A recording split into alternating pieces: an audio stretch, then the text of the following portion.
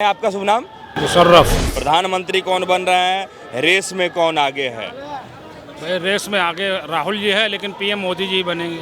जब तक अमित शाह और मोदी जी हैं कोई नहीं आने वाला, मोदी जी ही आएंगे। मुसलमानों का वोट तो अब तो आलू और मुसलमानों के वोटों में कोई अंतर ही नहीं रहा। जिस तरह से आलू हर सब्जी में पकती है, उस तरह से मुसलमान के वोट भी हर पार्टी में जा रहे हैं। सपा में भी हैं, बसपा में भी हैं, कांग्रेस में भी है, भाजपा में भी है। यहाँ तक अब वो ओवैसी साहब है, वो खुद ही मुसलमानों को तोड़ देते हैं।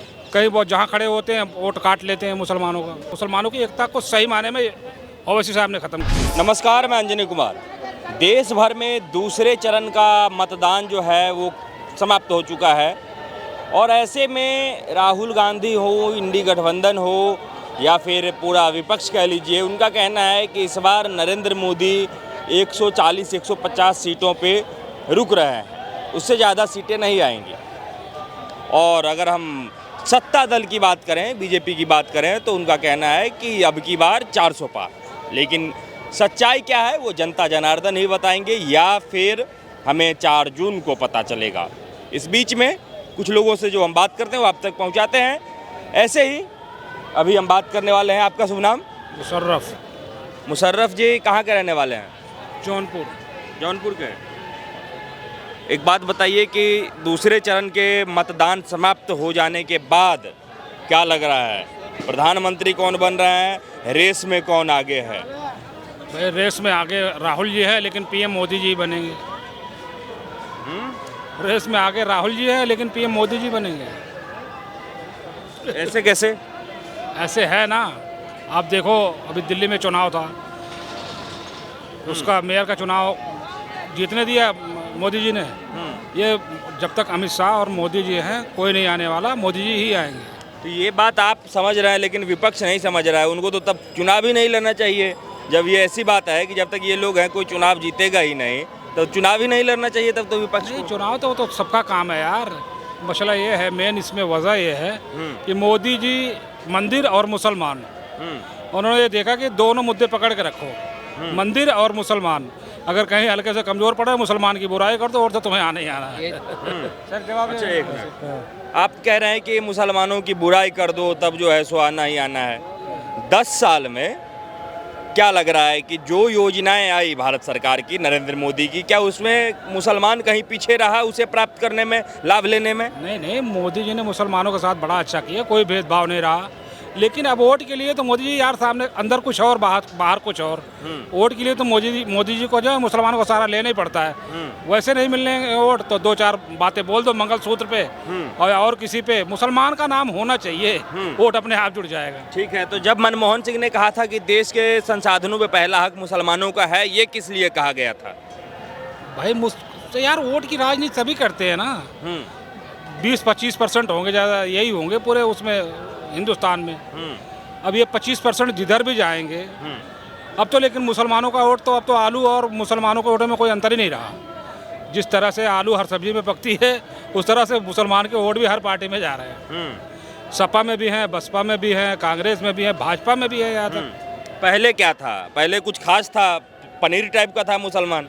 हाँ, पनीर पहले ये हमारे ये बोलते थे बेचारे अब्दुल्ला बुखारी, एकता पहले होती थी। हाँ। कि एक जगह वोट देना, आप कहाँ कौन कोई एकता। अब वो ओवैसी साहब है, वो खुद ही मुसलमानों को तोड़ देते हैं।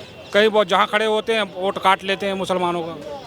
मतलब वो वैसे मुसलमानों का वोट काट रहे हैं? काटते हैं। मुसलमानों की एकता को सही माने में ओवैसी साहब ने ख़त्म किया है। अच्छा, आप बताइए कि एक हो करके किसे वोट देना चाहिए मुसलमानों को इस देश में? एक हो करके यार, कोई भी हो जो सच की राह पे हो। मैं उसके खिलाफ नहीं हूँ पार्टी के, मैं आदमी के खिलाफ हूँ। जैसे नितिन गडकरी जो है ईमानदार आदमी है, योगी जी हुए, मोदी जी हुए, बहुत सारे ऐसे नेता हैं जो ईमानदार हैं। हाँ, इधर प्रियंका भी सही हैं। यानी मुझे पार्टी से ना जोड़ना, मैं सिर्फ ये देखता हूँ कि आदमी कौन सा सही है।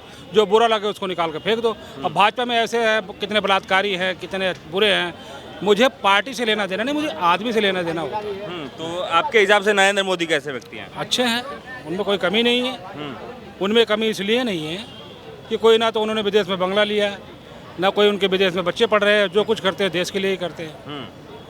ऐसे अगर जैसे आप है ना, वैसे पूरे नेताओं को बनाएं। देश तो हमारा जब भी सुधरेगा जब नेता सुधरेंगे। वो तो सिर्फ अपने बीवी बच्चों में खोए रहते हैं, हमारे बीवी बच्चों का हक छीन रहे हैं। ये हमारे पूरे देश के अच्छा एक बात बताइए, जब इतना बढ़िया है तब तो आपके हिसाब से प्रधानमंत्री भी मोदी को ही बनना चाहिए। अरे मैंने कहा ना, मैंने बगावत करी।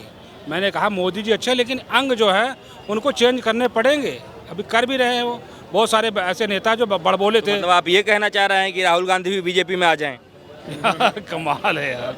अगर वो उसमें चले जाएंगे फिर पक्ष विपक्ष नहीं रहेगा तो बुराई जो फिर तो एक हो जाएंगे ना। तो फिर वो जो बुराई करेंगे उसको ही वो तोड़ कहाँ से कैसे निकालेंगे। 100% शुद्धता तो अब किसी चीज़ में नहीं रहता है।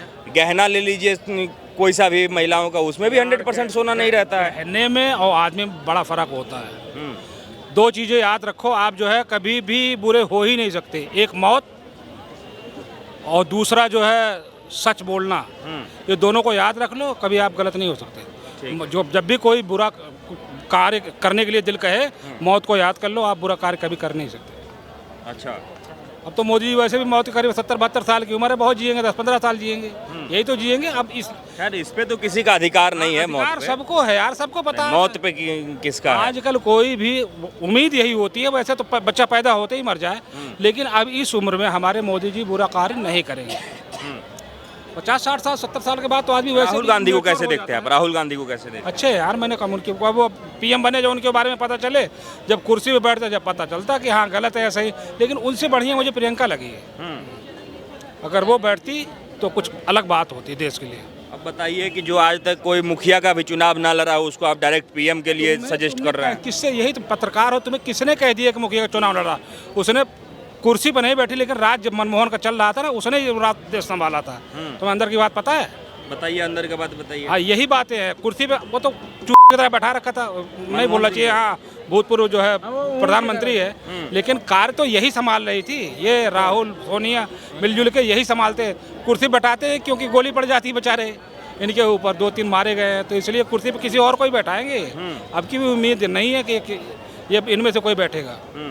राहुल वगैरह प्रधानमंत्री की रेस में किसी को बैठाएंगे, खुद नहीं बैठेंगे, क्योंकि मारे जाते हैं सारे, पूरा परिवार ही मारा गया इनका। तो क्या मारने की वजह क्या है? कुर्सी है। हाँ, कुर्सी के चक्कर में और कौन भैया, कुर्सी के चक्कर में मारे जाता है आदमी। एक प्रधान का चुनाव ले लो, 4 लड़ रहे हैं, एक अगर हारा तो उसमें भी लड़ाई होती है। कहाँ? उत्तर प्रदेश में जौनपुर के रहने वाले हैं। आपके उधर क्या माहौल है?